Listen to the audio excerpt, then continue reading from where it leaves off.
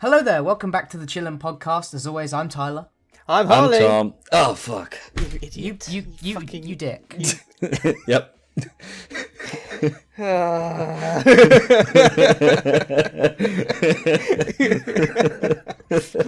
Anyway, before we jump into things, here's a quick reminder. If you like what you see here, make sure to subscribe. It's a great way to let us know that you like what we're seeing and what we're putting out there onto YouTube. And so we would appreciate it a lot if you'd subscribe. But anyway, with that being said, Please. okay. Boys, how's it going? It's all right. Hey, you know what? All right. Yeah. Man. Just about you guys. But obviously, September has come to an end. But it feels like this month, for me, has gone on for quite a while. Yeah. It's been a long month. It's been a long month. A lot, and I feel like a lot has happened. I mean, I feel like this year, every month has been, like, it's both dragged and been, like, super, super fast at the same time. Right. Just because of, like, the nature of all things that have been happening in each month. Yeah. I feel like, personally. yeah. Just this month has just dragged a lot. Maybe because I've just been very busy. Talking about being a busy bee, what have you been doing, man? I mean, the main thing I did this month was, like, travelled to Brighton for the first time. That was a thing. What? Yeah, I know, I did that. That was fun. Brighton was alright. Favorite thing about Brighton? Go. Favourite thing about Brighton? The being by the sea. Sweet. It is pretty sweet. Yeah. Yeah, it was nice. It is where all the youth go. Yeah. The youth? Yeah. I guess people our age, after they finish college or whatever, or high school, seems to a lot of people just are there. And, like, they're, like, in the like, owning the shops or, like, working in the Sainsbury's, and they're all kind of, like, our age, and it's crazy. It's weird. Yeah, I remember the one time I went there. Yeah, like, seems to be a very youthful place. Yeah. And strangely, it felt safe. Like, if I was comparing it to like being in London and going to Brighton, I felt safer. Yeah, surprisingly. I think a big thing is because, like, I know that Brighton is a very, like, welcoming place. Isn't it the gay capital? I don't remember. I don't know. But I think it is, and I think maybe it's a thing of, like, a lot of people feel more, like, welcomed or accepted there. And so a lot of younger people gravitate towards there because it's more of, like, a friendlier environment as opposed to other places. And so that could be a possible reason. Because the Uber driver was saying, we're taking us to our Airbnb. When I say I mean I travel with my partner. Yeah. We went there and celebrated our 5 years together. That was the whole reason. Yeah. The fuck was that noise? Well... well. And yeah, he was just saying, like, how he's lived here. It's just nice. People are happy, you know. And he just thought on he was a very happy gentleman, let's say. Yeah. And he's just like, you know, every day is a good day, even if it rains, kind of thing. And I was like, you know what, Right. fair kind of thing. Yeah, That's nice. That's You don't get sweet. that shit in London. yeah, Yeah, no. yeah. Just everyone just seemed kind and stuff. It was great. I do remember seeing, like, more people just being, like, happier when I went there. That was the one time. In a alternative universe, I'll probably see myself going and living there. Personally, I liked it that much. Yeah. It was nice. It does seem like a nice place. Yeah, I went to the pier. Pier wasn't really anything spectacular. Sorry, Did you not go Brighton on the pier arcade? lovers. What'd you say?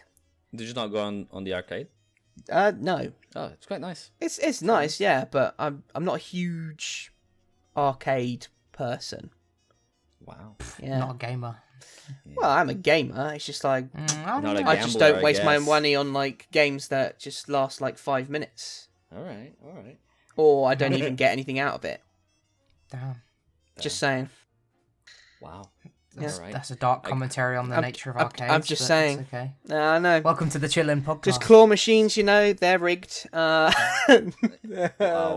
Actually, my partner got a plushie from a claw machine recently. Oh right, interesting. Yep. If I can get a picture of it, I'll show it. This one. Yep.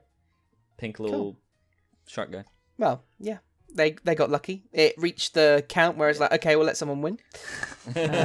All right, fucking hell, miserable bastard. Hey, I'm just like, he's just like, yeah, fuck your skill, you just got lucky. It's just like, all right, okay. I mean, it's true. And actually, she did it on the first go. Yeah. on that machine. Yeah. Yeah, because she exceeded her luck count on the machine. The machine reached 200 quid, and it was like, okay, let's let someone win. Yeah, we'll make it easier. Now, insert node emoji. Jesus Christ. I mean, 2p machines are fun, I guess. I don't know.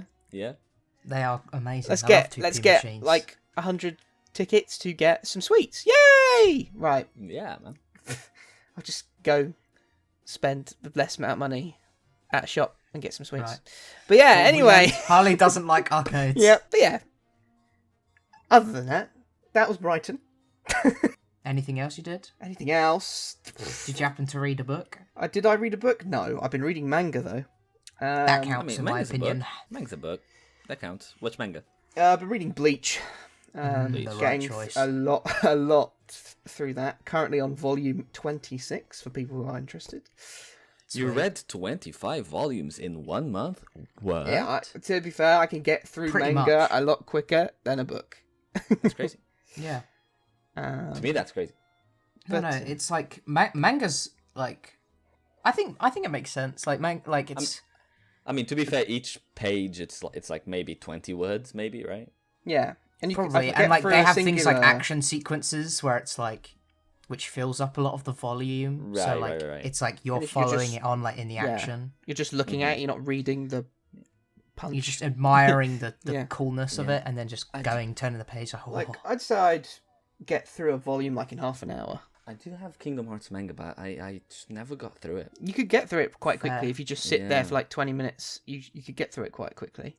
I've been trying to read Dragon Ball Super, but like the problem with it is that like I've already like watched Dragon Ball Super, and so rereading it to get to the point where it does change and continue is difficult because it's like it's like I kind of know what happens, like, and it's a thing of I probably should have waited, but because I've done it like back to back, like I finished Super and now I've started reading it again. Maybe not the wisest choice, but I'm trying to push through because I want to get to the newer stuff. Yeah, and that's a huge thing I found. Obviously, this is a no-brainer, but like I have a lot of manga of animes that I've already watched and know the story, so I don't read them. Yeah. But Bleach I haven't seen or read, so I know nothing, and I'm enjoying it a lot more and getting through it quite easier.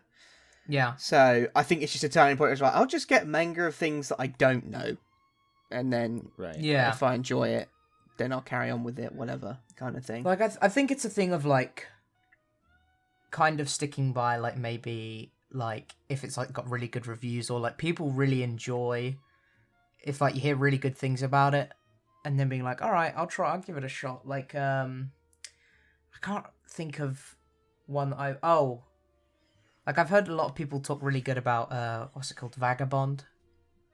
Is it called Vagabond? I think it's called Vagabond. There's one that's called Vagabond. Yeah.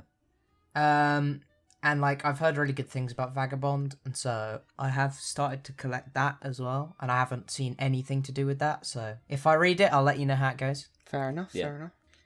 Anything else about your month? Watch Beetlejuice 2. How was that? It was a fun movie. It was nice. Like, all the actors are on point. It was a fun watch. Like, soundtrack good. Like, the vibes were good. The look were good. It's great. Is it a good sequel to the original? The thing is, right, I'm going to say something very controversial here. Beetlejuice fans, please don't kill me. But when it comes to plot of those films, it's a bit all over the place. And I'm not sure if that's intentional or it's just really, like, I don't know, just like made up on the fly. I don't know. I don't know what the writing process was. Probably people who know a lot more will obviously explain and tell me that I'm an arsehole in the comments, but it's fine. But both films have a very strange plot. And I wouldn't say it's like good. It's okay, but it's like, But I think the film gets its like its fame and its like iconicness from the look, the style, the actors. That's what I believe why it's so popular. And I also going to say another controversial thing. I think the plot to the musical is better than the films. Just saying. I was going to ask if you prefer the musical. I know you're a big fan of the musical, yeah. Yeah, the plot is a lot better and makes more sense to me. And then rewatching it before going to watch Beetlejuice 2, and then like talking to my partner about, okay, this was a weird film. Why did people like this? Hey, bro, tell me about it, man. Mm-hmm. But I mean, have you guys seen Beetlejuice? No, I never understood it. I never got it. Fair enough. It never clicked with me. I was just like, I don't see the appeal. Yeah. For oh god, sorry. No, it's fine. I think I've only watched. I think it was like the Tony performance. Oh right. Of when like Beetlejuice was nominated for something. Right. And the main song sounds fun. The main song of the musical. Yeah. Oh, okay. The musical is like completely different kind of to the. Yeah, I like the look of the main guy. Yeah. Of Beetlejuice. Well, Beetlejuice? Beetlejuice isn't a huge factor of those films. What? As well, yeah. Oh, is it like where... He kind of just shows up a little bit, and then towards the end, he's there. That's it. So he's not even the main person. Is he meant to be scary? It's not really meant to be scary. Okay. It has like unsettling visuals, right? Yeah. I don't remember. I genuinely barely remember anything about it. It does, but it's not to a point where it's like horror. I don't think. Right. Yeah, it's like Tim Burton. It is. Well, it's Tim Burton. He's the guy that directed it. Yeah, it's just Tim Burton. Like it's just creepy. Yeah. Kind of. Okay. But my discrepancy with the second one was there were so many good plot points. It felt like there was too many in one barrel to juggle it all and make it work. Because there was just one plot line that I thought they could have just stuck with it and it would have been fine as a film. Yeah. But they didn't do that. It was just like a short section. I was like, why? And then it was just loads of other things with other side characters. And it was just like, oh, there's too much to follow. This is strange. And it's like kind of like disappointing it kind of thing. It's like, that was my gripe with the movie. But other than that, it was a fun watch. It was funny. There were like Michael Keaton, Winona Ryder, all that, Jenna Ortega, they're all on their game, as they are. But yeah, it was fun. But I almost choked to death watching it at the cinema. I think I was eating popcorn. No, I was eating a nacho, as me and my partner like eating nachos at the cinema. At the Odeon Deluxe, best cinema ever. Like, 10 out of 10. Sponsored much. I know. Hey, look, they got like comfy like couch chairs with recliners and trays. It's great, man. It's worth the money. Jesus Christ. 100%. Please sponsor me, Odeon. Anyway, I was eating a nacho, and then a joke happened in the film. I laughed. Nacho went down my throat, and I kind of choked on it. Jesus Christ. And it was really bad, because the thought in my head of like me coughing and like choking was like, oh my god, I'm ruining the experience for people watching this film. That's so funny. I feel like that's the type of shit I would do. Yeah, I was oh no, I'm being really loud, I'm sorry. Like choking. And there was a moment where I was like, I might have to leave. Like, and run out and ask for help. And my partner was like, are you good? And I was like, no! Kind of like you were dying. Yeah. Like, bro, can you stop? Yeah, and then there was a moment where I wasn't stopping coughing, and then she got worried for like a split second. But then there was like a really loud moment or sequence in the film, and I used that as my prime opportunity to just cough everything out. And then I was fine. But it was very scary. Like, I was like, fuck. Because I couldn't, like, breathe properly. And every time I, like, tried to breathe, like, I choked again and coughed up. I was like, oh, fuck, this is not good. What was your favourite memory that flashed before your eyes? Memory? You know, there wasn't. Before you died. I was more concerned, oh, fuck, I don't want to ruin this for the fucking people watching the movie. So, Harley chillin' rating of Beetlejuice. Go. Oh, 6. Cool. There you go. But yeah, I've taken up most of the time. Is it what everyone else done anything? 17 minutes on what Harley did this I said I was busy. I did a lot. Yeah, busy guy. He did say. Tom, you want to go next? Oh yeah, sure. I think I want to go. I want to do a little throwback at like a big thing that we were talking about last month. It's like the book that I was reading and like I was frustrated with. Oh yes. You know, the whole age situation. I will say, past that point where they kissed and stuff, the book's pretty good. Speaking of, just a quick segue. As you were mentioning. This discussion we had last week. Oh yes, I know what you meant. Yeah, so there's been an update, guys. Okay. There's been an update. Update. last month, I said week, but it was a month ago.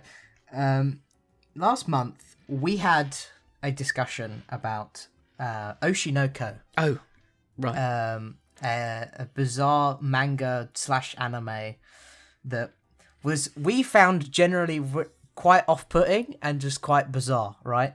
And it, tailored to the themes that we mentioned last month in regards to your book. And we mentioned, as a side jab or joke or whatever, that thank God they didn't do anything incestual with the siblings. Right. Update, I believe the manga has. Oh. Thanks to our friend Kat for bringing this to our attention. Yep. Shout out. Jesus Christ. How could it get worse? It got worse. Yep. Got so much worse. I believe that you guys had this conversation either the day after we recorded or that we uploaded the podcast or something along those lines. And I was like, well, we've recorded the podcast now. Well, shit. But yeah, with the book, and for the people who are not aware, the book I'm reading is Wolf Song by TJ Klune. That was this weird romance between a guy who was 6 years older than someone else. And at this point, the guy was 23 and the younger one was 17. Mm-hmm. And they kissed before the 17-year-old went off to do whatever. And then they did they did a 3-year time skip, basically. Yeah. But they showed each year, they did each chapter was a year, the next 3 chapters. And that was pre-peak. Really, really liked it, and I'm okay with I'm more okay with the book. Obviously, not okay with everything else before that. But from what I'm told, the next few books have none of that cringe shit. But you know what? Today, something else that's weird with ages happened again. No, and it was with something that I wasn't expecting. Me and my partner, we were watching Modern Family, we do. Right. Oh.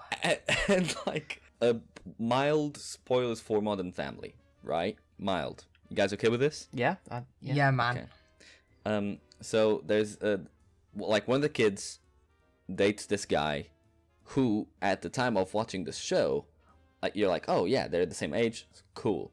And later on, they end up being older and stuff, and the parents are never accepted of this guy, and they chat about it, and the mom goes and they're trying to include this guy into the family, and the mother says, I'm sorry, I never accepted you like I should. At the time, my daughter was 15 and you were 18. And I was like, what the fuck? Why? Yeah. Why did they decide this? It could have just been maybe a little bit older, 16. Boom. Automatically more fine. Why did he have to be 18 while she was 15? Why? Why that decision? Yes, it's a bit. It's just it keeps on coming back. This fucking trope. Anyway, it's done, but it's fine. The book is fine. I'm almost at the end of this book. It's taking me a while because I only read when I read with my partner. It's just a thing that we do. She reads her book, I read my book. But yeah, the rest of the month. Oh, good news. Going back to job stuff. I should be getting a promotion soon. Let's go. Where I'm at. Yep.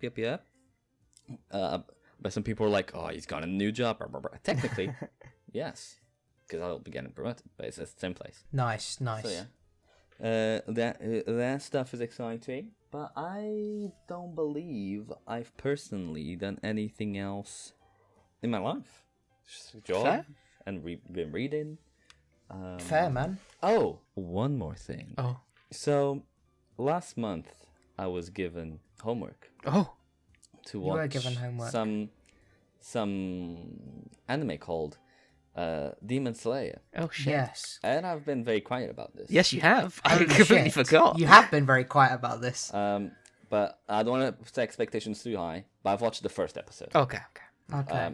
I've watched it, and then I keep on forgetting it. But I watched the first episode, and I really liked it. Yeah. You've been traumatized. Good. Yeah. It was this fucking kid just being all happy and shit, and then then the Fire Nation attacked. Then the Fire Nation pretty attacked. much. Yeah, I'm excited to see where it goes from here. I still haven't touched JoJo Part 4, I don't know, man. I'm really struggling. I need to. It's maybe because the way you consume it is on the way to your on your work. So yeah, like I have a similar problem with reading. Like I've transferred into like the audio books. I feel like I consume it better that way. And the only time I really listen to stuff like that is like when I'm traveling. But I haven't traveled or gone outside the house a lot to like by myself. To listen to an audiobook or a podcast or stuff. Because obviously when I travel with my partner, I wasn't going to fucking put my headphones on and not talk to her the whole time. But yeah, it's just trying to find time to listen and and that's the best way I consume that kind of stuff now. Like I find it hard to like pick up a book and read it. But yeah. Yeah, but I think that's me for the month. What about you, Tyler? Well, me, it's been a busy month. I'll keep it quick. I'll keep it short. That's all right. But I think a big thing that I've been doing this month is I've started my job search. Trying to get employed, trying to enter capitalism, boys. Yay! So excited. But yeah, no, I'm on a great search to find a job. The job arc has come to me now, so we'll see where that goes. But apart from looking for a job, in my newly found free time, I've been developing the next deep dive. Ooh. And I'm pleased to announce that the next deep dive will probably come out sometime in October. So keep your eyes peeled for that. Hey, Editor Tom here. Just to say, this podcast took a little bit too long to come out due to reasons. So the deep dive has come out, and we've been very, very appreciative of its reception. So thank you so much for watching that video. We really appreciate it. Thank you. Back to the podcast. Yes. But yeah, I've spent a lot of time on it. I tried to take I was just genuinely so pleased with the response of the first one. Like, it was one of those where it's like I just put like my own creative spin on something and just worked on something, and like it was really nice to have like even just like 3 people see it and like comment on it. Was really sweet. And they like kind of shared like their own things and jokes, and it was it was a nice thing to see. And so I was genuinely inspired to be like, okay, I did say if the response was pretty good that I'd make another one. So I am on the journey of making another one, and yes, it is almost done. I'm really excited. I put a lot of work into it. The boys have seen it. They've seen the director's cut. Dude, it's such a fun like thing to explore, and I've had so much fun doing it. And I'm really excited to see any more that I might make in the future. But yeah, apart from that, I haven't really been doing much, boys. Not much. Fair enough. I will say, Tyler cooked with this one. Just saying. You'll be missing out if you don't watch this one. The editing has stepped up at tremendous levels. So yeah. Just saying. Just say, hey, I don't want to be that guy, but I'm just saying, guys. Go watch it when it comes out. Well, I think that's all our months out of the way, unless anyone else wants to bring anything up. I think it's time to head into the big chunk of this episode. The big boy! The big boy indeed. The game we've been playing for 2 months, technically, because we decided it was such a big game. We didn't think we would be able to finish it. And more about that later. But we played this month Baldur's Gate 3. There we go. Boom. Oh, shit. Boom. Oh, yeah. What's the company that made Baldur's Gate? Larian Studios. Yeah. Sweet. So, if you don't know what Baldur's Gate 3 is, where have you been, man? We've talked about it every single podcast. Yeah, literally every single one. Exactly. Mm-hmm. All right. So, who wants to take the helm? Who wants to describe Baldur's Gate 3?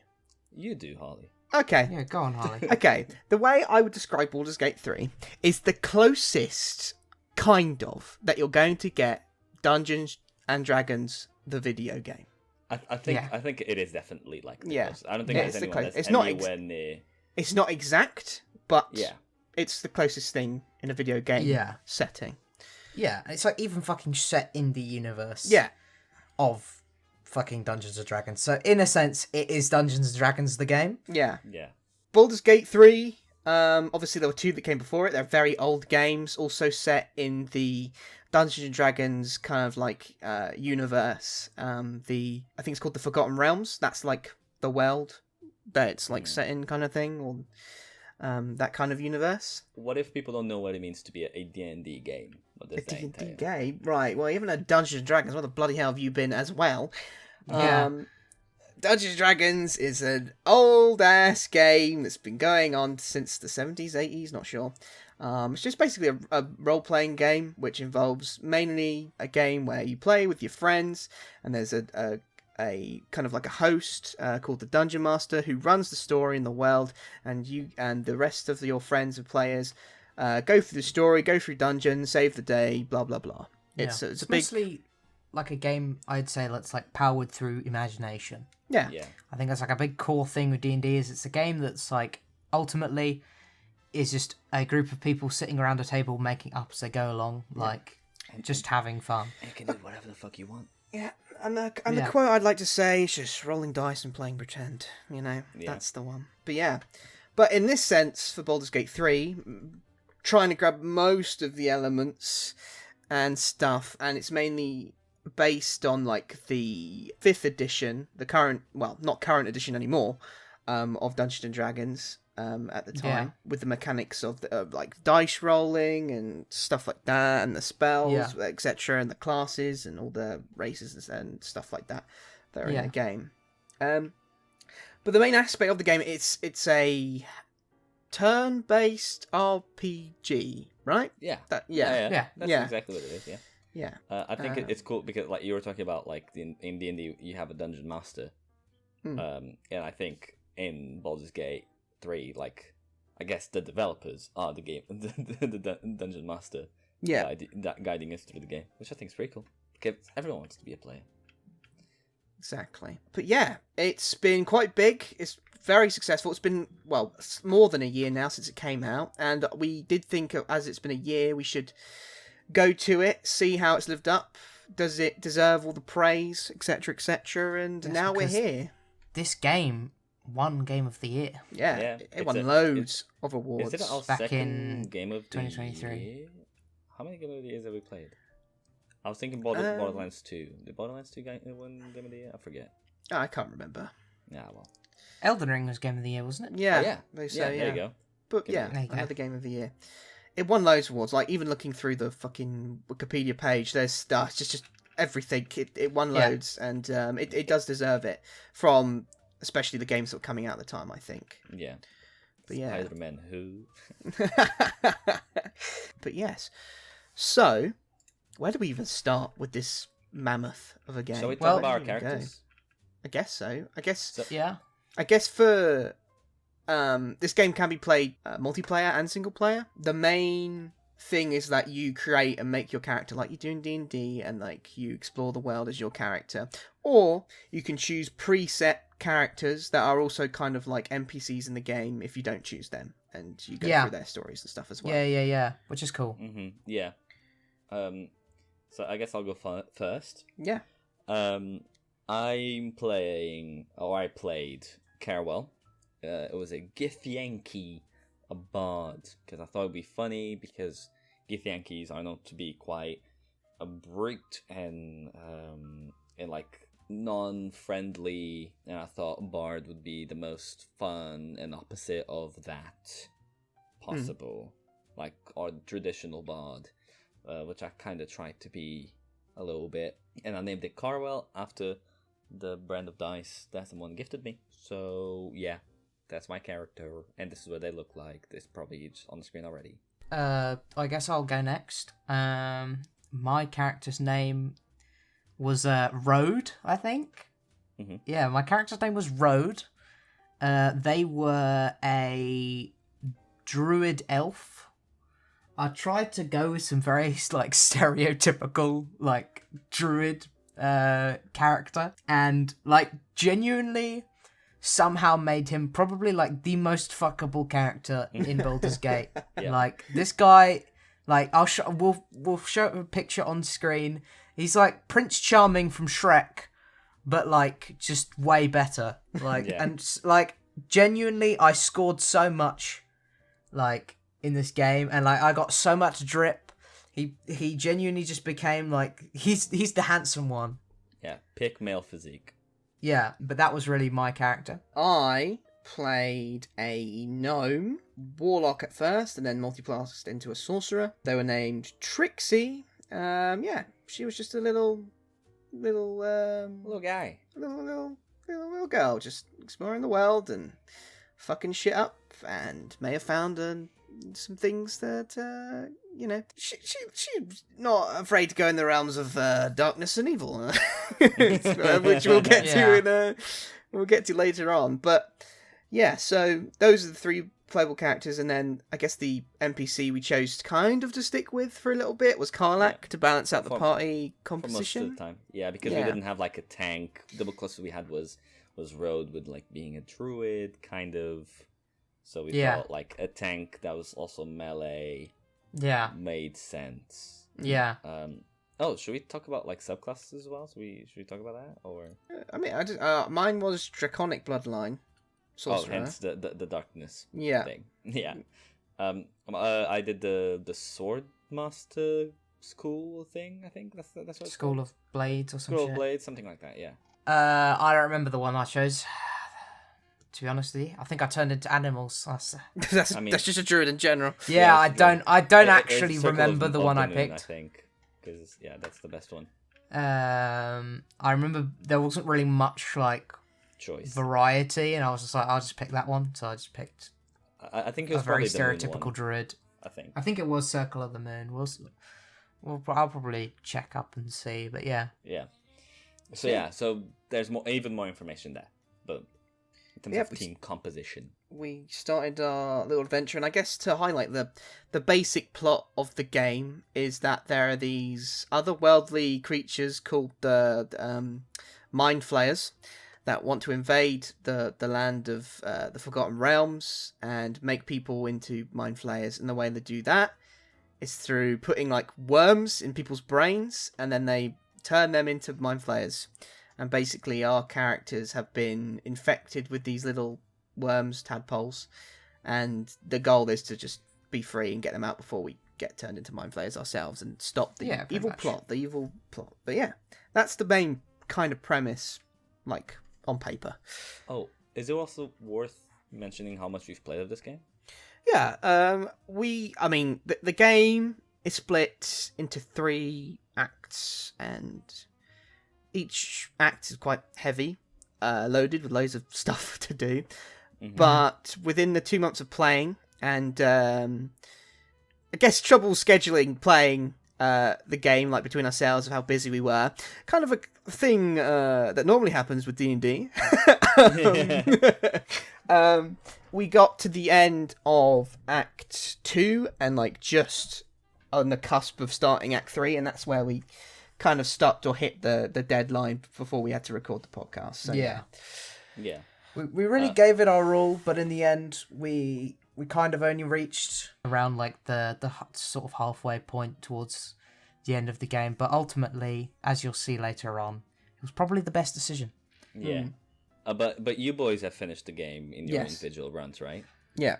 Yes, that is the case. I have played the game before.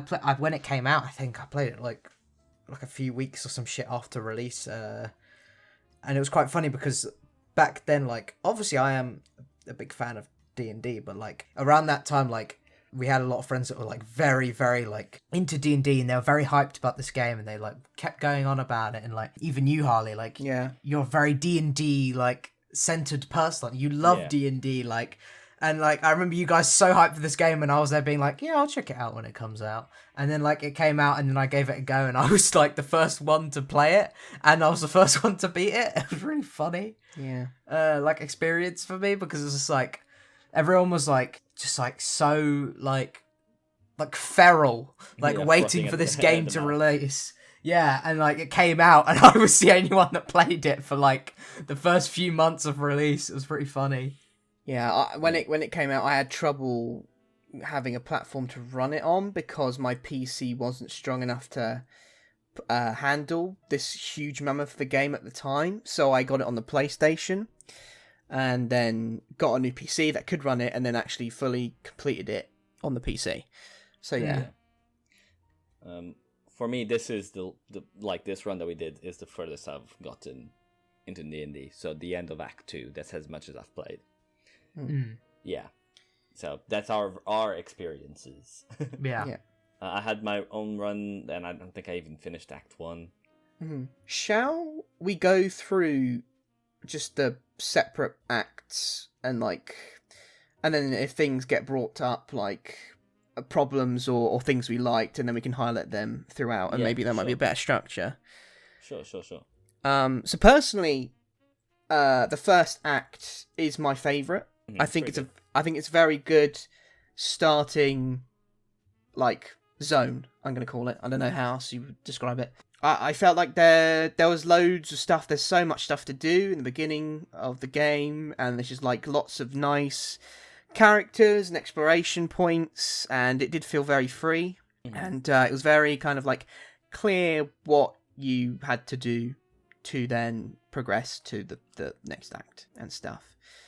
And just discovering all the other characters and your party members and stuff, and figuring out what their goals and building up relationships with them. Enjoyed I guess a highlight are the characters. All characters in this game are written very well. Yeah. Their stories are good. They're gripping. Some are liked more than others. Fuck you, Gale. We're a Gale-hating group over here. Yeah, kind of common, but poor Gale. When you learn about this story, it is hard. But yeah, so yeah, my impressions were very highly of Act 1 as a whole. Basically, I think it can take for me at least. It can take it took me at first a while to understand where and what to go to, but it is just the thing of the game does a good job at it's very well organized, where it has all of the quests they need to do and stuff. It's very good at because you basically accumulate these party members that can go into your party, and then you have your camp where you take long rests or whatever, you sleep so you can recover all of your stats and stuff. Yeah. And if you speak to them, if you speak to the right one at the right time, they tell you, oh, you must go do this, so this happens in a roundabout way, saying this is what you got to do, man. So you can proceed. So it's then it doesn't necessarily tell you exactly where. Maybe it gives you a waypoint on how to get there and around, but it gives you very much the freedom to kind of go and do whatever the fuck you want. Yeah, I think the biggest thing that Act 1 specifically holds, and I think also in Act 3 a little bit, is the core thing of D&D, where Act 1 is in its simplest form I think the closest realm to what D&D is where it's they don't give you much direction at all to begin with.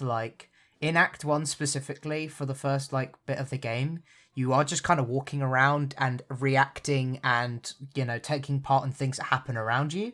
And it isn't necessarily the thing of it being you must go this way, you must go this way. It's you kind of freely explore, and then I think by the time you get to the Druid Grove area, then the game turns into a bit more of the semi quest based, waypoint based, where you can kind of unlock things about the main story, where then it kind of opens up into a bit more of a linear fashion. But I think the early game of Act 1 is the clearest and purest form of a D&D adventure, where you're just exploring and you are coming across things, and it's how you and your party react accordingly to the situation.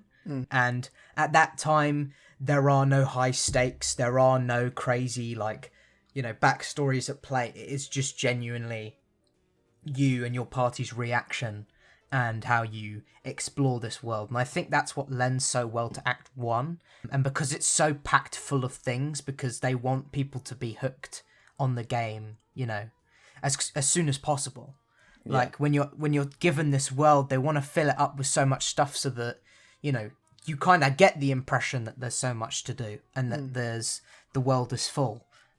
And I think it's the big thing that lends to Act 1 is just how open and how freeing it is to genuinely just go about the things how you want to do it, and how like you decide you want to do it. And I think that's a massive thing overall with this game is the implications of like choice-based gaming, in this game your choices do matter, your actions and your behavior does matter.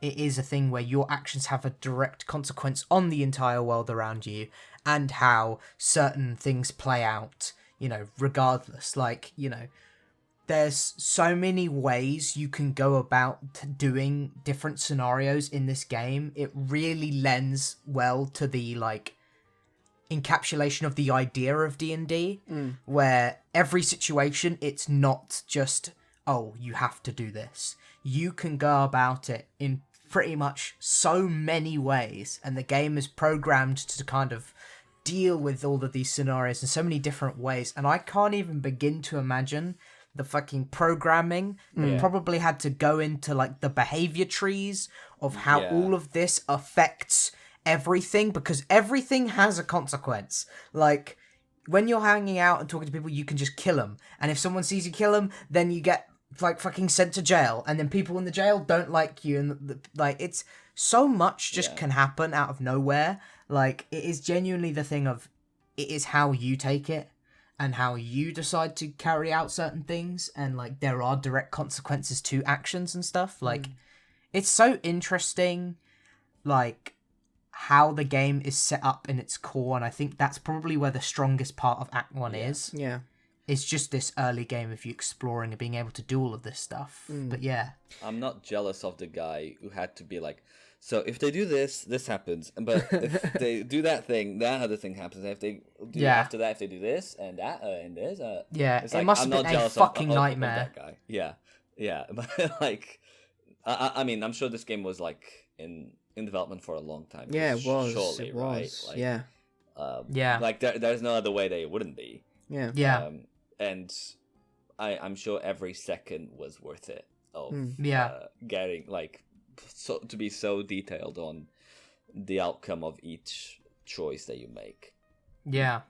Another thing I want to highlight is the fact that you can make different choices, and different choices change the story or the way people react and stuff, and it just complements the replayability of different scenarios and the way you play the game, especially also having the options to play lots of different characters, even the like pre-made characters and their storylines and stuff. It's just that's why this game I think has lived for quite a good length now, and people are still talking about it, is because people are still discovering stuff in the game that they haven't first off. Like even I have. Like you guys like who have played it before, and I found things obviously I didn't know because I hadn't played the game, and they were like, what's this? What? And I was like, oh, you guys didn't find this in your first playthrough? Oh, okay, cool. Yeah. It's cool that I'm finding this thing that you guys haven't found. Cool. Yeah, there's so many like opportunities to learn and experience new things in this game, and like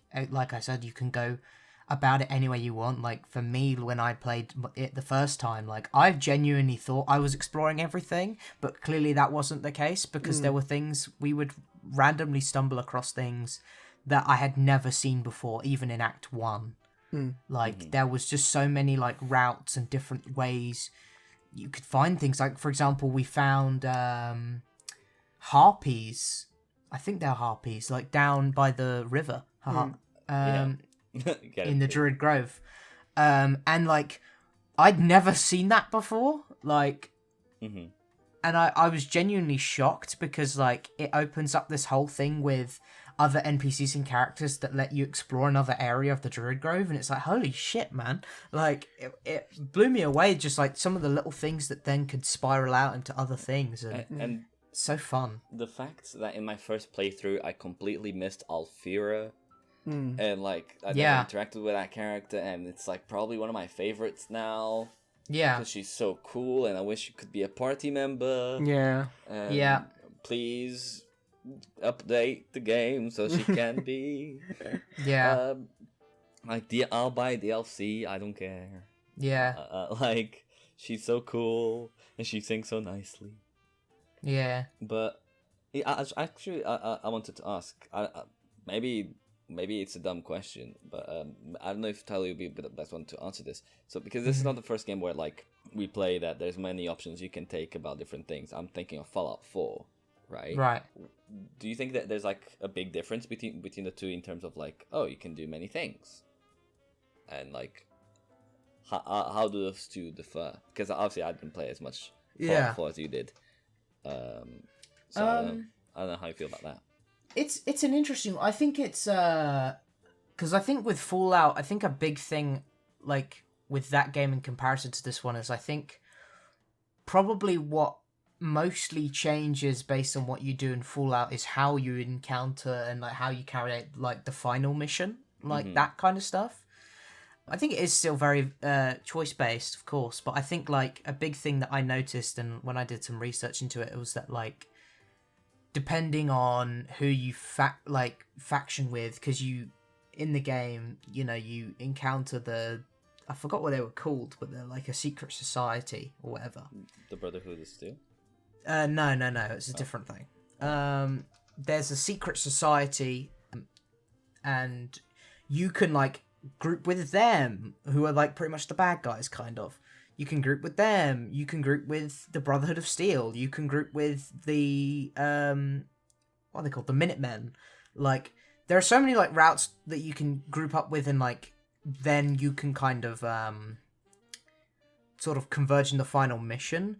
But I think a big thing with Fallout, which is different to Baldur's Gate, is that I felt like with Fallout, I pretty much grouped with like everyone. And there wasn't like a consequence for doing so. Like you could just join with the Brotherhood of Steel, and you could just join with the Minutemen at the same time. And like, even though like they're not the biggest like friends, you kind of can just group with whoever you want. But I think in Baldur's Gate, it's a different thing of like, you kind of gotta pick her out, and you can't just join with multiple people, kind of thing, because your party members will react to that.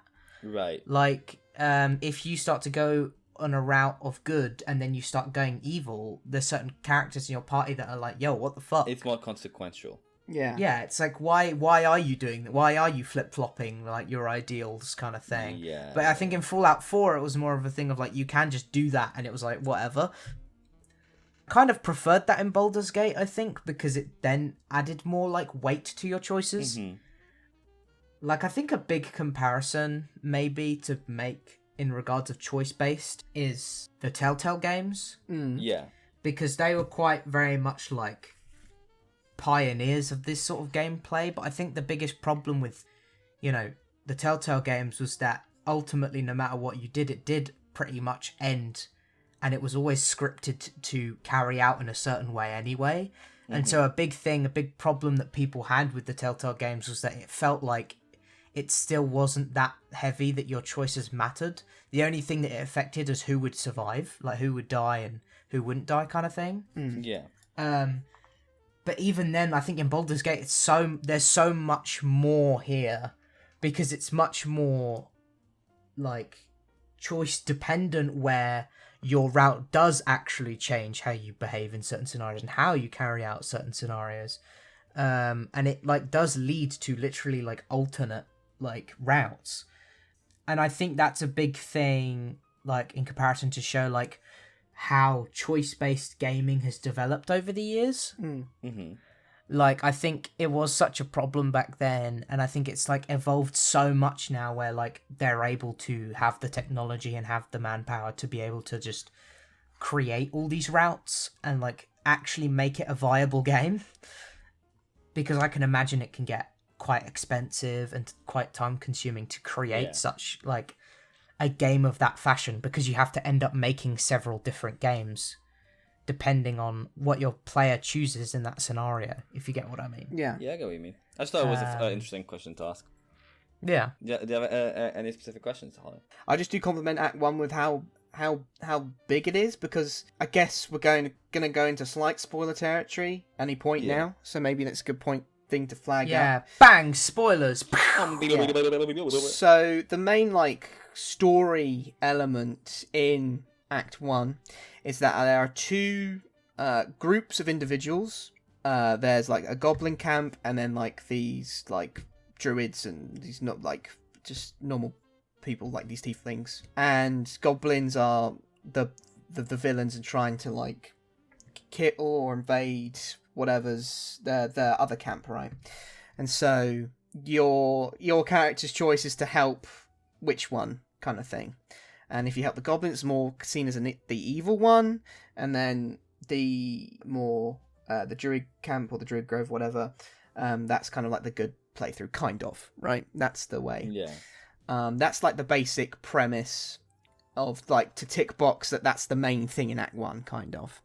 But then after that, there's a whole different section of like in the Underdark that can be done, and that can easily be missed as well. The and Underdark was so good. Yeah, and there was like a whole different story under there too. Yeah, Under. like for me, like when I played my first time, I actually just completely skipped the Underdark. I tried to go into the Underdark, I believe, and I did a certain bit of like a tower.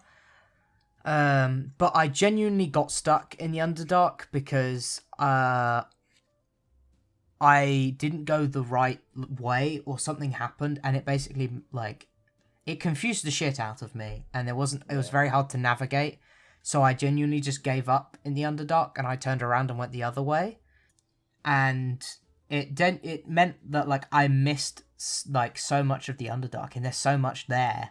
And so when we did it this time around, there was so much like new stuff I was like witnessing for the first time. Like we met Near Yeah. the I forgot they're called the Myconoids or mushroom and, fungus like, people.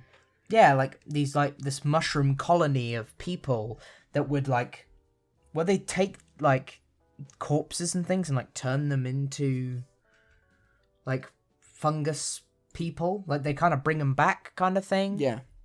And like they made like a colony of like these mushroom people, and like we in our playthrough decided to help them out. Yeah, we did a lot of Underdark stuff. Yeah, and we ended up like going to Near, and we beat the shit out of him, and like explored just so much of the area and the different like monsters you can encounter down in the Underdark. And I think it was really cool, like sub area. I think it was fine that it was the way it was laid out, where it was like it wasn't like a massive like thing, but it was like big enough to where like it does feel like a sub act in a way. Where you get to just do this whole other side of the game. And it's crazy that, like, again, you can just miss it. You can literally just go the other way, and that whole area you'll never encounter. It's crazy. Yeah, it's very interesting how, like, no two playthroughs are the exact same. Yeah. Like, it's almost impossible to get that to happen. Yeah. Of course, if you make the exact same character and do the exact same steps, probably, maybe you'll have the same playthrough, but very difficult because even roles can be different. Yeah. If you don't. Yeah. Same Cheat. kind of stuff. Yeah. But that is a very interesting thing, that like there's no two same playthroughs. And yeah, I really enjoyed exploring the Underdark, and I think it's worth for me to say that, like, again, I didn't play much of this game before this playthrough. You guys had a lot more experience, and Tyler and I were very lucky that we had Harley, who was very knowledgeable on like different routes and different things that we can do, and he was able to guide us a lot through it. So like he was like, look at this cool thing and look at this cool thing, but obviously you didn't know everything, and then stuff just happened. It was like we acted upon whatever thing we wanted to do, which is cool, I think. But yeah, I think it would be worth because I think the most interesting part about the game are the characters and like the NPCs that are in our party, because I think they very much like guide the story forwards, other than like the big objective that we have to get like the illicit out of our heads and stuff. So should we talk about that? Absolutely. I think like I want to go last. Yeah, I mean, I think first of all, maybe it'd be nice to, I guess, for Act 1 specifically, to introduce, like, the core party. You got, like, people like Gale, Asterion, Lae'zel, Karlach, Shadowheart, and, like, towards the end, the Druid Housen. You forgot about Will. And Will. Sorry. And I believe that's everyone. It's the kind of thing where it's like, you think it's everyone, and then you play the next day, and it's like, oh no, there was a whole other character, and you're like, oh, Jesus Christ, okay.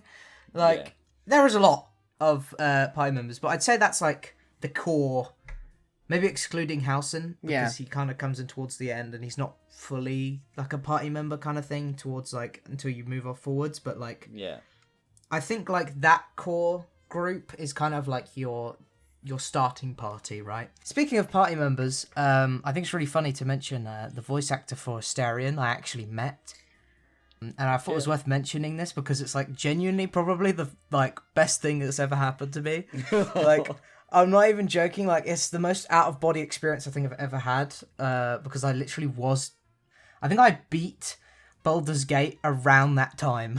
And it was really funny because like that day, I went to a gaming convention with like my college and shit, and we'd gone really early. It was this whole thing. We travelled for hours. It was fucking miserable, right? And we were tired, like, and you can tell, like, bro, all of us were like absolutely knackered. It was a long day. Mm-hmm. But like, as we are leaving, carrying a bunch of shit, like tired, we're leaving, I just see someone walk past me, and I double take, and I'm like, hold on, who was that? Neil Newborn? And I was like with my friends at the time, and they were like, who? What? And I'm like, it's Neil Newborn. And I like look again, and I genuinely like had an experience where I was trying to analyze his face because I couldn't tell if it was him or someone that just looked really like him. And I was genuinely just like, is that actually him? Like, it was probably the weirdest thing I've ever... Because I've never encountered anyone, like, famous or, like, popular, like, in real life. And so I genuinely just thought it was, like, a lookalike or just someone that just happened to look like him. And I genuinely was just, like, staring, and I went, holy shit, I think it is. And I took my chance, and I just walked up. And, like... He's so, I like had a conversation with him a little bit and shook hands. He's such a humble, like chill guy. Like they were just walking around, like they weren't even followed by like I kind of expected them to like be followed by a bunch of people, but they were just chilling, bro. They were just having a nice walk and like and just were on their way. And I like. There was I think another person that had caught on, and like I just sort of waited and then, you know, had my moment and we had a chat, and it was really wholesome. But yeah, I thought it was worth mentioning because Neil Newborn did win, I think it was like Performance of the Year, something like that. Yeah, like best voice acting performance for Asterion in Baldur's Gate. And so yeah, it was really cool to like sort of see that. But yeah, talking about the party, you know, they all basically represent different classes and all come from different like backgrounds, and they have very like deep character plots, but we're not interested in that. We just want to get laid. Yeah. And that will just segue to our beautiful segment about romances in Baldur's Gate and how it's fucking crazy. Yep. So tell us your stories, guys. I mean, yeah, man. A part of the game is that you can romance certain characters, and there is, you know, nudity in the game. It's another thing. So you know what people are going to be like with this. And yeah, pretty much. And Auga. There are, you know, 18 plus scenes in the game as well. Yeah, can we just take a second to comment? We didn't, for our experience, I think it's because it was multiplayer, we didn't get to see these scenes. Not a single one. Fuck! Not a single one. So, this game's shit. But no, we didn't really get to see them. But in single player and from the ones we have seen, this game's fucking graphic. It's wild. Yeah. They get into it. Yeah. It's crazy. Like, honorable mention to the Minthara romance scene. That shit changed me. There's a Minthara? Mm-hmm. Yes. Okay. It's crazy. But like, yeah, I think I know this sounds weird because I just spent a few minutes glazing Neil Newborn, but I did romance Asterion in this one. Something I've never done, and I was like, fuck it. I was curious to see how it would go. And it was cool. It was cool I learned a bit more, or like a lot more really, about Asterion's like story and backstory, and it was really interesting. And there was like a whole other subplot that you can get into with Raphael, and it was really cool. Like, it's something I've never done before, and it was a cool, like, you know, romance to sort of experience for the first time in this one. Yeah, I think that the thing we should highlight is Tom's romance. Wait. We'll do that. We'll do that after. Say yours first. Yours first. Okay, then in that case, for me, I romanced Karlach. Karlach is my favourite character. She's just great, and that's all I need to say. Yep. Like, she was the perfect party member for, like, to go alongside quests and stuff. Yeah. Because she story. Team Comp. Her story's quite touching as well. You know. Yeah. Unfortunately, Karlach is just the best. Yeah. Unfortunately, that's the case. Yeah. That is just the case. Lae'zel for me is close second, but there you go. Yeah. Talking about that. Okay. Here we go. Swiftly shift into my stuff. Yeah. So again, I haven't played the game. I don't know how a lot of things worked. I didn't know that the whole romancing things like relied upon the approve to disapprove ratio of things. I didn't know that's how it worked. All right, I thought you just kind of speak to them and hopefully things go well. So I thought, you know what, I'm a Githyanki. Maybe let's keep it classy. Let's go for Lae'zel, right? And I'm just speaking to her, and I guess I said something wrong once or twice. And at one point, I can only ask her to join the party, and I'm like, what the fuck? What? Or she says something like, you are cringe, and I'm like, why am I cringe? And I was like, okay. I think your biggest fuck up there was because of obviously the way you went about it. Obviously you didn't know, but you went for that. You started like using the Illithid powers and like probably gaining the Mind Flayer powers, and she was very, very against that. And so when, again, like how I mentioned, like your party question your character, like after Kerwell did that and you spoke to Lae'zel from then on, she was like, yo, fuck you, bro, what the fuck? Kind of thing. So you kind of locked yourself out of that, unfortunately. Yeah, because I was like, I still haven't experienced Illithid powers, so I was like, you know what, I still want to experience them. I want to see what they're all about. So I was like, you know what, fine, cool. And then, who did I go to after? Was it Halsin? Yeah, I believe it was Halsin was your next escapade. I think like on the day of the party or something, like after you save the Grove or save Halsin, like there's a party thing in camp. I was like, you know what, I'll go for Will. Let's try Will, right? Because I remember in my previous playthrough, like on that day, like I was in my original playthrough, I was going for Shadowheart. And like I went to speak to Will, and he was like, "Let's fuck, man." And I was like, "No, I'm doing stuff with Shadowheart." And I was like, you know what, fucking maybe Will will do it, cause I wasn't going to step all the way down to Gale. And he also was like, "Nah, I'm alright, man." I was like, "What? Oh, okay, fuck me, I guess. Or I guess you won't." And then I went to Halsin, and Halsin, he takes a while, man. Because we had to do basically almost the entirety of Act 2, and we did all the requirements, but one day, just as we were doing the quest to make it so I was able to romance him, or I don't know, whatever. Like before then, he was like, I was like, oh, what do you think of the party? How are you fitting in? It's like, oh, I'm fitting just fine. And I think I want to get to know you better. I was like, okay, sweet, fucking sick. And there's one moment where basically we're saving his brother, right? Is it his brother or cousin? No, he's not. They're not even related. He's just a guy. He's just a guy. Just a guy. Sure, Thaniel. We're saving part of his soul or some shit, and it's trapped in this kid, right? And whatever. And the kid just wants to play around, and I say, okay, I'll play with you, and he disapproves of that. I'm like, what? Okay, I guess.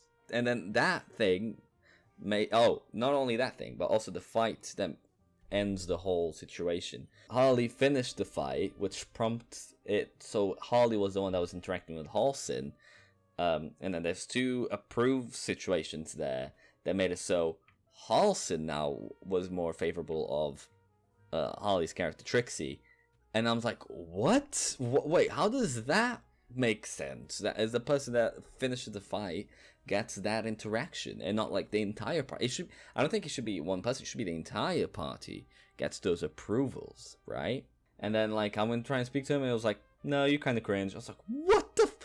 After everything I've done, and then I was like, fuck, man.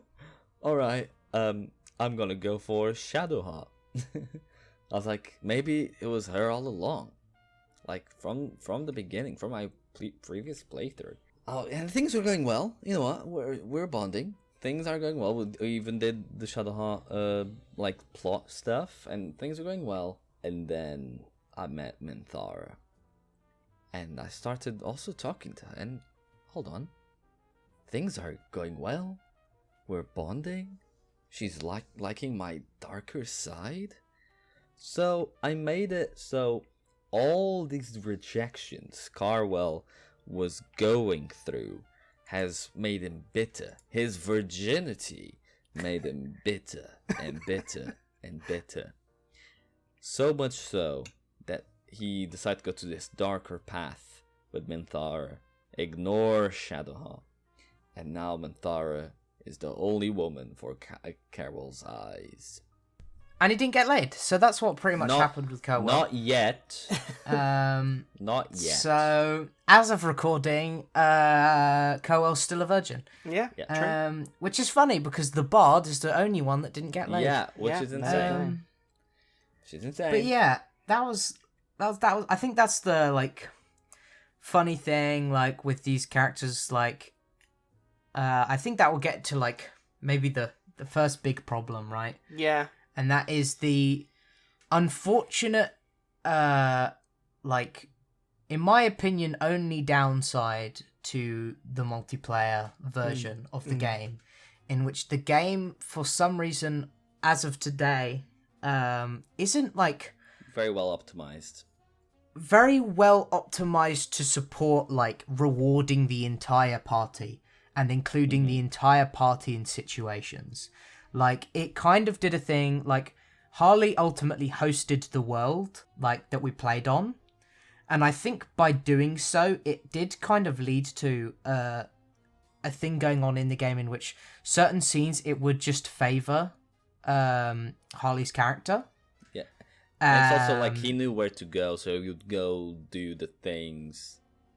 Yeah, but like even just general game cutscene wise for like other stuff, like for example, when there's like downtime cutscenes and people are just hanging out, it would just like show Trixie and it would highlight Trixie's character, and then you know it would kind of lead to this thing, like for example when you said with Halsin, like I think what sucks there is that, like you said, there's no really reward for the entire party when something happens. And sometimes it does just ultimately, you know, remain on who hit the last blow or who did this one thing. And it's really annoying when you as a party are working together to try and do something and you don't reap the rewards together. Yeah. I think that was the big thing that was really upsetting from the multiplayer standpoint, was that it did feel like the game was still slightly more favourable to single player play in regards to rewards. But what I will say is, apart from that, I genuinely think Baldur's Gate is like the game that adapts so well to both single player and multiplayer. Yeah. Because you can experience this game and have an entire experience by yourself, and the game is amazing. And you can experience it with friends, and the game is amazing. And I don't feel like the overall experience is worsened either way.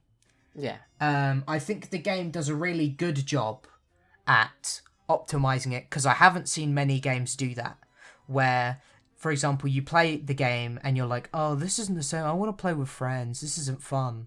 Or you're like, oh, I just want to play by myself. I don't actually really enjoy this, like, too much multiplayer aspect. But, like, Baldur's Gate does such a good job at, like, catering to both, where it's like, if, like, you can enjoy this game by yourself and you can enjoy it with others. Like, it's that perfect balance. And it's genuinely something where it's like, if you're worried that this game wouldn't be good because you don't have friends to play it with you, don't worry, because I think the game is phenomenal in single player, same as it is with multiplayer. And beside that one issue with the party reward thing, I genuinely think optimization wise, the game is really, really good in regards to how it, like, incorporates, and like how having more players still facilitates and doesn't break the game. Like, it does a really good job at, like, making sure that, you know, you can still have a good experience playing with friends and playing by yourself. Yeah, like it is definitely probably one of the games that has the most to optimize for a multiplayer experience rather than a single player experience. And for what it is, they did a great job on that. Yeah, it just sucks that, like, for example, you cannot see certain cutscenes, or you don't get rewarded in those other aspects. Like, it's the thing of, for example, the things that you do yourself as a player. For example, how Harley romanced Carwell. Oh, no, not Carwell. What I'm saying, Karlach.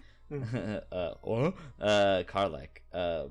Like, I wouldn't expect for me to be able to go there and like pick up from where he left off. That doesn't make sense.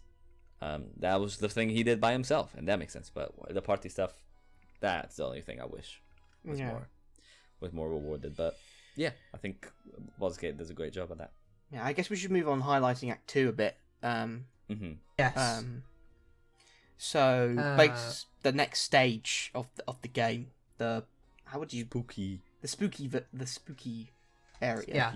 Like, I definitely say, like, Act 2, in, like, my opinion, is probably my favourite part. Or act, sorry. Yeah. Because I think Act 2 changes the pacing of the game to where you had Act 1, which was, like, the D&D, like, open, like, you kind of decide what you're doing, you kind of figure it out along the way. There's a lot for you to do in Act 1. Act 2 is the more streamlined version of, okay, now that you've set up your party's morals, now it's time to put them into play and into practice. And I think Act 2 is a really good, like, showcase of, like, now it's like the decisions you made in Act 1 are carrying forward here to where, you know, you can pursue this evil route, or you can pursue, you know, the righteous, you know, good route, or whatever the fuck, right? And I love the story of Act 2, because Act 2 introduces us properly to our villains, and it does a really good job of highlighting and showcasing us the first villain we encounter, Ketheric Form. Genuinely, like, there are so many cool segments, and this act is so visually different from the Act 1, because we enter the Shadow Curse lands, in where things are, like, all dark and you have to be carried by magical, like, light. If you are in darkness or consumed by darkness, there are these, like, dark creatures that sort of, like, grab you and swarm you, and, like, that's the dark fantasy shit that is, like, sick as fuck. And there's so many cool, like, encounters that you can see, like, in Act 2, where it's like party members who, oh no, their light went out, and then, like, they get fucking swarmed by those things. Like, it was so cool to see, and like the game showcased it really well. And it was one of those where like it did a cool game dev thing of like showcasing the player how you can survive in this place by showing you what happens when you don't do the right thing. Like when their party's lantern goes out and then like those harpers or whatever get killed. And it's like, oh, okay, so we need light to, you know, explore this world. It's not like explicitly saying it to your face, but showcasing to you instead, which I always appreciate. But yeah, I really enjoyed Act 2. And there's a lot that really happens in Act 2. I don't know if there's anything you guys want to specifically highlight in Act 2. I really like the market area place. The what do you call it? The Last Light Inn. Last Light Inn. Yeah, I really like that community there. That they formed out of like need and like that's desperation of like surviving this curse. One thing I will say that I didn't like is and I think we all agree on this, is how they messed the character of Zevlor that you meet in the first act. Like this person that's like in charge of all these tieflings and stuff. And then out of nowhere in the second act, he just ran out and abandoned all of them. Because he was easily influenced by a voice in his head. And I was like, I'm just going to abandon everything and just take my paladin oath again or something. It was a very strange right turn or something that didn't seem right. It wasn't something that was, I think, if it was built on earlier in Act 1, then I think it would have been more okay. It was at least hinted upon. Yeah. If they showed more of his character being that he doesn't commit too much. But because he was genuinely trying to, you know, help the tieflings from what I gathered, I was like, oh, okay, like, just wants to get them to Baldur's Gate. Like, he just wants to get out of here and he doesn't want to, you know, suffer anymore. And the whole thing of just, like, getting there and they're just abandoning the tieflings he was taking with him, just, like, kind of came across as just a really selfish and, like, dick thing to do, to take all of the tieflings out of the place of safety and then put them into a fucking nightmare and then run away. But yeah, it really, like, Zevlor, I think, was the thing that was probably the thing we frowned upon the most. But I do agree with Tom with the Last Light Inn. Like, I love that world. And, like, I love that, like, sort of resistant base kind of vibes, like Star Wars vibes of, like, all of these people coming together and you kind of experience, you know, all of these people that have hope and then you help them, you know, and, like, you create, like, in a sense, like, an army of, like, you know, the rebels, you know. It was so cool and it was so fun. And was genuinely like a really cool highlight to kind of see where you, like, the choices were leading to where you've, like, entered this place where you kind of have a group now and there's, like, people that are backing you. And I think it really makes the, like, ending of this act, like the raid on the castle, the tower, just, like, so much more cooler and, like, impactful because, like, it's like a full-on army that, like, charges forward. I think it's really cool. Yeah. And I really liked the... I mean, I know I was shitting on Halsin, but, like, that big fight that you do right next to the Last Light Inn, like, that you have to protect the portal whilst he goes to find Thaniel, or he goes to find something. Yeah, I forgot what it was. Like, that fight in particular, I think it was probably one of our most challenging one. We had to, unfortunately, repeat it a bunch of times, and the way we ended up doing it was so fun and rewarding. It was just the fun of figuring it out ourselves, like with what the powers and spells and abilities we had, and trying to optimize that and going, okay, and then working together. Yeah, because we can probably protect ourselves sometimes. I mean, sometimes we go down. That happened a lot. Yeah, the fact that we have to protect this other thing, they're not focusing on us, and they're all focused on this other thing, the portal. Trying our best to protect it was very fun. They're like a little fight. Like, I think it's like a cool way of, like, the game, like a showcase of how the game really, like, rewards experimentation. Like, towards the end of the fight, we were all struggling. We're like, how are we going to get out of this? And there were people, you know, we're on this, like, small little rock and there's a gap where they can come through and pass us and get to the portal, and we didn't know what to do. And like, for example, I just genuinely took a chance on a spell I had, which was the flaming sphere, which is just literally just like a flaming rock that just drops down. And it was so funny because it was just a boulder pretty much that managed to create this wall, and they couldn't get past it and had to hit the rock instead. And it literally was the thing that kind of ended up saving us in the end. Yeah, because we had the formation. Fun. We had basically a cloud of daggers on one side, that flaming sphere on the other. So if they went through the cloud of daggers, they were either going to die or take at least a good chunk of damage. Then we could probably take them down. Yeah. And then the sphere physically stopped them from walking past. So the AI had to lock on to the sphere to get rid of it to like hurt it. And like speaking of AI, like I think one thing that was really cool with this game is that like the enemy mechanics and tactics are like really cool. I think we noticed. I think one of the moments that I think defined it was when we were freeing Housen from his cage. There were moments where like NPCs, the way their behavior worked, like was so cool, where they like teamed up or worked together or had priorities, and it like all came out really well. Like I remember there was a moment when like their teammate was low, and so they managed to use a throw, and they threw a potion to their teammate and healed them. And then that person went to open this gate that was able to let these like monsters out, and then they were able to navigate around the spells and the area of effects we'd put down and like cleverly get over them. And there were so many moments like that where like the enemy AI was like really like smart and like working together.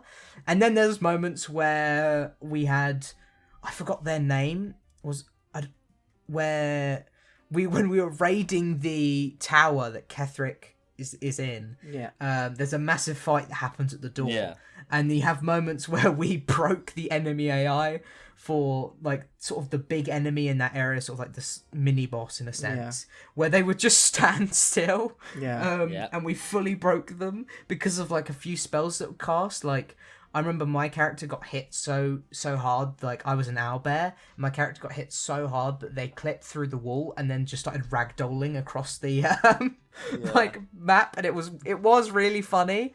But it is a showcase where like I think this game is really good, but I think it's also a thing that still needs polish, and I think it's a thing that will still get polished. It's prone to some bugs and but most games are, there'll always be a little thing or problem.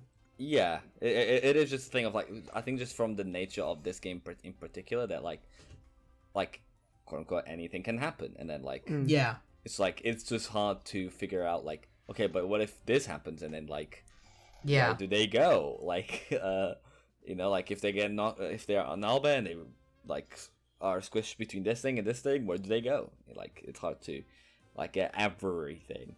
Yeah, exactly. And I think that's what lends so well to, I think Larian is very focused on developing this game and continuing to improve it, and they still release so many updates and bug fixes to this day. And I think it's a thing that's really like commendable to see them still like working on it to make it the best it can be. I can see there'll definitely be other developers that'll be like, it's out, people like it, it won Game of the Year. We're done. We won't listen to feedback, we'll move on to the next thing, kind of thing. I genuinely think after winning Game of the Year, like I would expect companies to be like, well, we won the big award, people love the game, time to move on to the next one. But the fact that they went, no, let's make it even better, is really commendable. I will say, there are some times where the AI is just kind of like silly, but maybe it's like our fault. I mean more like party AI. Like sometimes like obviously Karlak was mostly with us, and like kind of when we pick them to move places and they pick the worst route to go about it, in a way maybe they go over fire or they go over like it's like, there are many scenarios in which like our friendly NPCs would do dumb shit. Would do very dumb shit, and like there were scenarios where we had Cloud of Daggers or Moonbeam, like AoEs on the floor, and when combat ended, the NPCs would just walk into the Moonbeam and just die. Yeah. We had to like save, that happened like, so many times to us, where it was like you could have, it's like the dichotomy of having really great enemy AI, but I think the passive friendly AI really struggled in certain areas, and I think that's definitely a thing that will probably get improved, hopefully, as it goes on. But yeah, like it was a massive problem with NPCs just pathing into AoEs and killing themselves because their health is so low. We had like a druid and a bard who had all these like AoE spells. Like that's kind of what, like, especially for a druid, that's kind of like crowd control kind of deal. That like if you forget to like get rid of the spell, and an NPC just goes there and it's like, oh well, fucking shit. Yeah. Like it's very hard to manage that sometimes. Yeah. But I think there's one thing about Act 2 that I need to mention. Okay. I need to get off my chest. Okay. Tom killed the dog. Yes. Oh. A crime. It was an accident. I didn't mean to. I was frustrated that I forget which one. I think it was Halson or something that I couldn't romance, and I cast a cloud of daggers. Yeah. In camp. And I think I wanted to hurt. I think it was you two guys. Yeah. And the dog just ran in there. Yeah. But you killed the dog. But we brought him back. We brought him back. Reloaded the safe. Reloaded the safe. And, reloaded the safe. And I still have the Scratch's ball, and I'm the one that throws it, and he kills him with it. So well, not with it. It's always good to remember going forward. Just remember Tom killed the dog. But anyway. No, wait. I can edit this. This is out. This is not even in the podcast. Oh yeah. It's fine. We'll tweet it. We'll find a way. We'll tweet it. We'll find a way. We'll make a secret video. I don't know. Saying Tom killed the dog. I don't know. Yeah, we will. I don't know. But yeah, he killed the dog. But moving forward, now the actual thing that I think is genuinely the best part about Act 2 is the end of Act 2. Yeah. And more specifically, the final boss of Act 2. Yep. In Act 2, towards the end, you finally decide with all the members of Last Light Inn to storm the... I forgot what it's called. Is it like Moonrise? Moonrise, that's what it's called. Moonrise Towers. And it's sort of the evil, like, fortress that Kethric's sort of taken over. And you and, like, all the people of Last Light Inn storm Moonrise Towers and take out waves of enemies, and you get to the top of the tower, and you engage in this crazy fight, and, like, then, like, midway through this fight, he's just like, nah, fuck this shit, and, like, runs away, right? And you're kind of like, okay, that was a bit disappointing, like, I wanted to finish him off, but we'll see where this goes. And you you notice there's like a big like hole in the tower where this sort of tentacle came out of and picked him up and like scooped him away and like helped him escape. And you follow it down into like this like illithid like nest, like hive of, there's mind flayers everywhere, and it's very reminiscent of the start of the game. And like you meet some NPCs that may have been trapped, and you help them out, and you kind of keep going forward, and then you get to the main room in which we are introduced to the Powerpuff Girls. No, the Powerpuff Girls. Yeah, the evil Powerpuff Girls, so to speak. Which is Ketheric, Gortash, and I forgot her name. Orin, that's her name. Who formed the Absolute, the cult that's also being mentioned throughout the fucking game. Yes. They are like the leaders of the cult, or and then it prompts a fight between us and Ketheric, and to finish the job. And I must say, this is the best boss fight in the game. Yeah. And it also helps that Ketheric is voiced by J.K. Simmons, which is such a great match as like a character design and voice. Yeah. It's like, oh my god, so perfect. It was so good, and the way the whole writing like led up to this moment, it was awesome. And like, again, the coolest part when we're fighting this boss and you like kill him, so to speak, he falls into a pit and does dramatic sacrifice, and then just summons death pretty much. Yeah.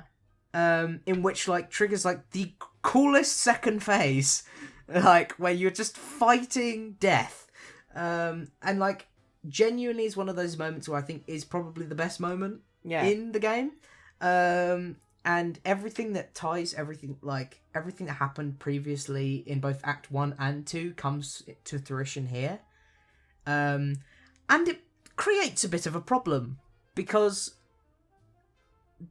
all of this comes to fruition in Act 2. And if you mentioned, and if you remembered previously, Harley stated before, there's 3 acts to this game. Yeah. Yeah. And I think this is where we'll segue into a small section about Act 3. Yeah. Because things fall off a little bit. Yeah. So to speak. Continue.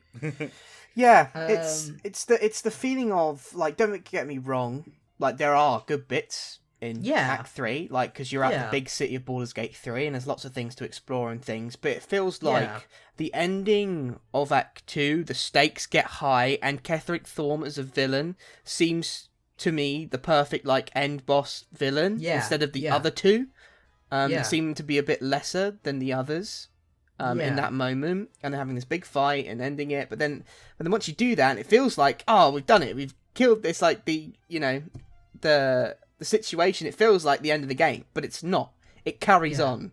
It carries on. Yeah, I remember, like, because again, I didn't play the game fully. I was like, so how is this not the end? Like, how does this continue from here? Like, I was like, this is the perfect ending. Yeah. And, like, it falls into problems where we mentioned the evil Powerpuff Girls. We took out one of them, and there's 2 left. And the other 2, you have to fight in the same act. And I think that, like, really diminishes their value. Yeah. Where you spend an entire act taking down one of them, and then the final act taking down 2 of them. And it's just like... And their fights aren't built up. Yeah. It's just, okay, you find and then kill them. It's like, that's it. Yeah. There's no... There was no, like, satisfaction there. And, like, a massive thing was the Ketheric fight was so well crafted. And, like, had so many, like, interesting phases and things like summoning death. Like, summoning the person that they sort of were worshipping and, like, were working under, in a sense. And the others were doing the similar thing. But in their fights, they didn't do, like, they didn't harness that same thing that Ketheric did. And they don't, lead to these cool fights. It only leads to you literally just pretty much pulling up, ganking them, making sure they're dead, and then you move on. And it doesn't have carried the same weight that Ketheric's fight does. And it's really annoying because it takes away from those other 2 that could have been so much better. Mm. Like, I think if they paced it where they had each member of the evil Powerpuff Girls, if they had them in each act, because there's 3 acts. Yeah. And then you do, one in Act 1, another in Act 2, another in Act 3, and then, like, scale them. Like, because you probably have to change the design of them to have maybe one be a lot weaker than the others so that it's more capable of being done in Act 1. But I think it would have led a lot better to the progression of the story where it's more balanced out pacing-wise. And then forgetting to mention, like, things, without spoiling too much as to where the story goes, there's a lot more than meets the eye with the evil Powerpuff Girls. Yeah. And it falls into, another fucking typical storytelling trope of, things not being as they seem, or there's always someone else. It's never, you can never have it where you introduce the villains. Yeah. Yeah, you can never have it where you introduce villains and just have them be the villains. There's always a bigger fish. There's always something. And it kind of, I think it really fucked with the overall, like, treatment of that, because you only find out about that stuff way too late in the story. And I think the act suffers because of it. Yeah. That's like the non-spoilery way of going about it without going into too much detail of what happens in Act 3.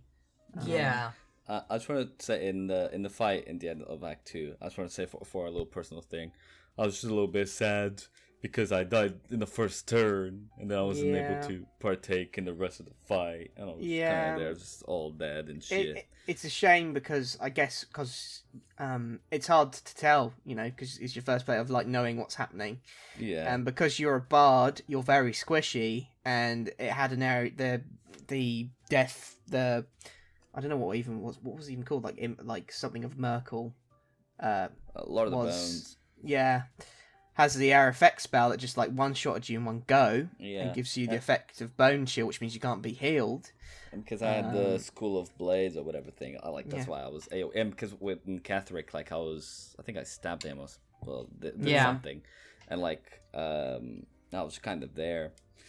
I didn't know, and then I just died, and then thankfully you guys were able to pull it off without me, but I think that may be a showcase of like another moment in Baldur's Gate where I think single player might have been a little bit better in that scenario because like for me, and I think for a lot of people, I don't know, but like when you fight Merkel for the first time, like they have these cleave like abilities where they're on this spherical platform and they just kind of spin and hit everyone, and it's like a crazy attack, and it like cleaves a bunch of people. And I think it is the thing, like it goes to showcase you just how powerful this thing is. But I think where that struggles is when you're in multiplayer, you can't really use a player as cannon fodder, like because if you just kill a player, that means they can't take part anymore, and it's just upsetting. But like in single player, you kind of lose the NPCs, and it's like, holy shit, my NPCs are dead, like, and you kind of have to take it with whoever you have left, kind of thing. It's a very dire situation, but I think that's another scenario where it does suffer. But I think that's like... But that was just the one unfortunate thing. I was like, oh, the cool boss, I cannot take part anymore. Yeah. Oh well. But I think with again, I still haven't experienced Act 3, but I'm hoping that we still continue playing. Yeah, I want to 100%. So at least you finish the game. Yeah. I think I'm definitely going to start my a new save and play like through the game myself. Yeah, absolutely. 100% do that. And just see how I get on by myself. Because again, as I said, it was lovely to have Harley like guide us through the game, but I think I need to let go of the guiding hands and and I mean there's so much we didn't do in our playthrough that you can still discover and stuff, like figure out yourself, like 100 because one thing I'm happy that we did is especially in the beginning, right? We were like, oh, we have 2 months, we can finish the game, right? We're kind of strolling around, just kind of exploring cool things and stuff. We weren't necessarily rushing. We're just kind of like experiencing cool things. Because and like maybe a little bit more towards the end, we were rushing maybe a little bit. Yeah. We wanted to do as much as we could for the pod. But I'm glad we focused more on let's experience cool things about this game rather than focus on finishing the game. Yeah. Which I really appreciate, and it's probably stuff that I will explore again, those cool things, but try and explore maybe more that I didn't. I think, especially for me, like I'm definitely doing another run. Like I started another run whilst doing the run we're playing now, and I'm also want to do a run playing the pre-made NPC characters as well and exploring that. But it's great. There's a bunch of replayability. Yeah. I think like this is gonna segue well into like the price. Yes. Of Baldur's Gate 3, because I genuinely think this is a full price game. Mm-hmm.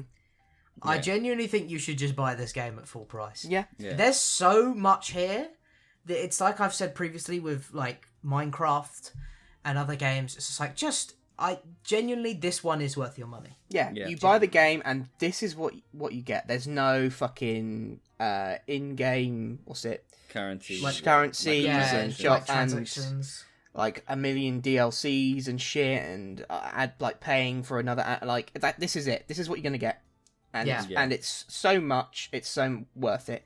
Arguably, it could cost more, but because of how much it's gone into this game, but it's worth it. It's worth every penny. Yeah, it genuinely is. I will say I did buy mine 10% discount because I think it was the Christmas when the game released. It was on 10% discount. I was like, I gotta cop that. I mean, that's fair. That's fair. I mean, obviously, as I always say, if there's a discount, that's the best part. That's the best time to go about it. But the game is still, as the boy said, it's worth the price and maybe even more, baby. Like, so give it a go. Give it a go yourselves if you haven't touched it. Like, go for it. Like, a huge theme for me in this podcast this year is knowing that I am not a huge fan of turn-based games. Yeah. But this is the rare gem that has generally made me fall in love and want to try more. Other ones, yeah. I think it's similar to me as well. Yeah. If we said that, like, I think it was the thing that and I said a lot in the Persona episodes. Like, Persona is the game that keeps on giving. It's just like Baldur's Gate is that times 10. I think. Yeah. Yeah. That's why it's so much better. No, I'm joking. I mean, sure, probably. Yeah. Like it's. But okay, talking about that. Let's rate the game. Do our rate the game. Yeah. Tyler, go first. All right. I genuinely think so. I've had to think about this. Okay.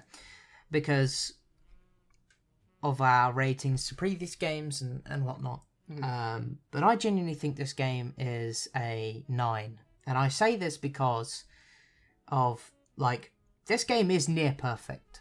It's very, very good, but like as you could probably tell from what we have mentioned in this video, there are problems. Yeah. And there are things that need to be fixed. And I think for that alone is why I would dock it at least one like star or 1 point, whatever. Because I genuinely think there is still a lot to be done here, and I don't think it's a perfect game yet. But I think it's near perfect with where it's heading. And I think it's one of those where I think as we go forwards into, you know, the next year and they still develop this game will become a 10. I definitely think so.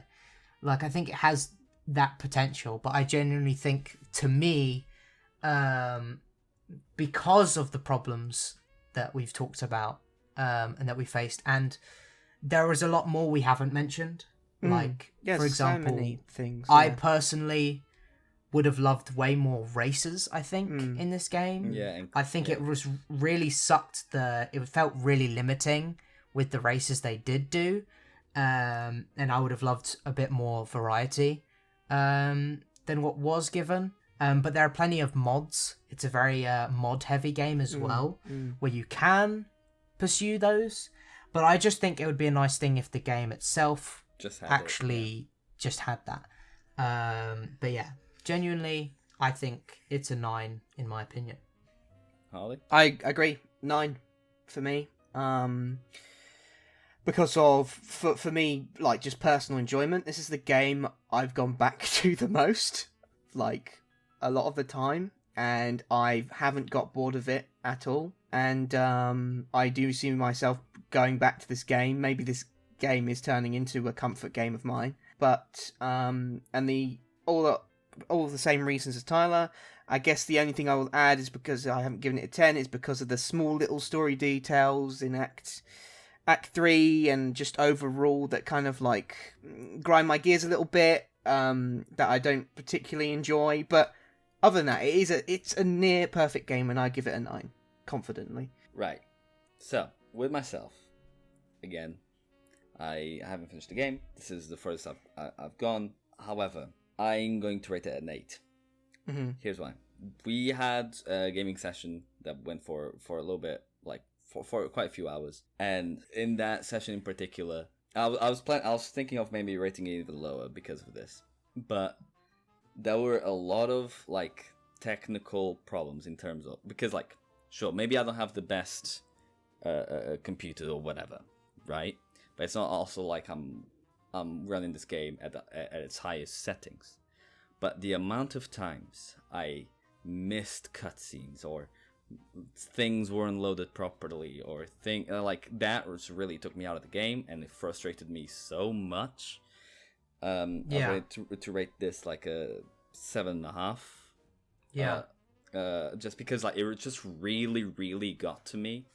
Yeah. Like, and I'm rating this for my personal experience. Yeah. However, the fact that obviously it was a good excuse to like hang out with my boys and like we generally just had a good time overall. Yeah. It's an 8 for me. All right. Fair. So that means our Baldur's Gate chill-in rating is an 8.5 out of 10. Yeah, and maybe hopefully that will change if you have your single player and maybe we play more of the game. It is unfortunate that obviously it's a high high performing, is that what I'm trying to say, like performing game, so you needed like a decent PC to run it because it's so big.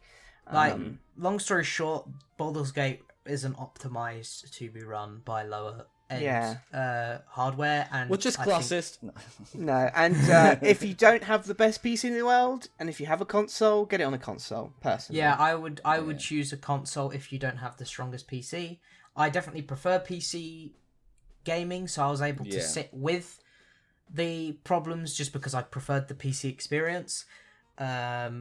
Because the console experience is quite a lot different. But yeah, I genuinely think like it's one of those games where hopefully with time the performance problems will be able to subside. But yeah. Sweet. There you go. Right.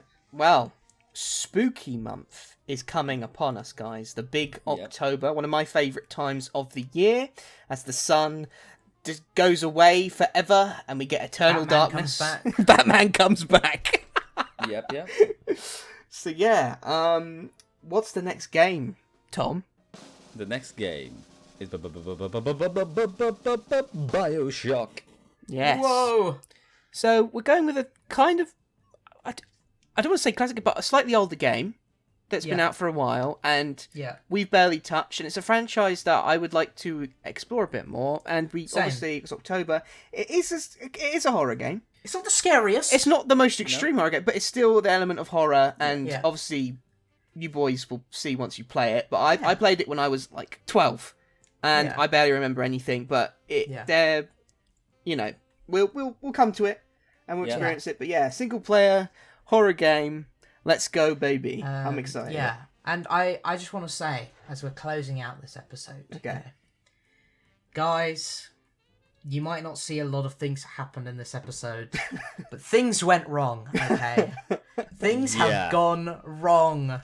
Like, this has probably been the hardest podcast to record to So if date. there's technical stuff around the podcast, please bear with us. Strange cuts. But we stuck through it like champions, and, we'll see what gets shown or what doesn't, but in the end, please like, comment, and subscribe for our hard work of trying to deal with all of these fucking issues, like, that just kept persisting through the episode. But we really tried to soldier through because we wanted to get this episode out, and like, we've wanted to talk about Baldur's Gate for so long, and I know that it was a difficult one to record, but it's certainly worth it. And we can finally put it down in the history books that we have done a Baldur's Gate episode. There we go. But yeah, I hope you enjoy. With all said and done, we've been chilling, and you guys, chill out. Cool. All right. Bye, everyone. Bye. Bye.